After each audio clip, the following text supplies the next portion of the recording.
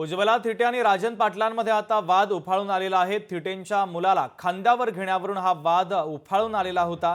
नगरमध्ये स्वातंत्र्याच्या 78 वर्षानंतर देखील अनोखी परंपरा पाहायला मिळालेली आहे।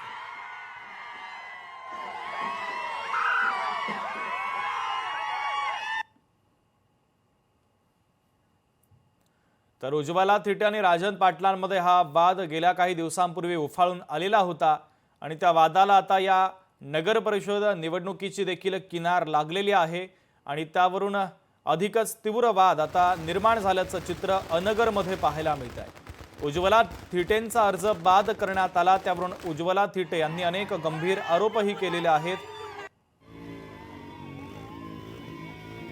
त्यांनी पूर्णपणे स्वतःच्या सोयीनुसार केलेलं आहे। मी ज्यावेळेस मुलासाठी माफी मागत होते त्यावेळेस त्यांनी स्वतः मला पाटील परिवार राजन पाटील म्हणत होते की 302 कलमातनं मी माझी मुलं सोडले, तुझा मुलगा डांगडिंग केला तर चालणार नाही। स्वतः माफी मागायला गेल्यानंतर एका आईला बोललेले हे अपशब्द आहे। 302 कलमातून सोडवणाऱ्या मुलाच्या तेवढा केसेसमधनं माणूस हितले 4 कागदपत्र गहाळ करायला किती वेळ लागणार आहे? लोकशाही मराठी ऐका, पहा, जागरूक रहा।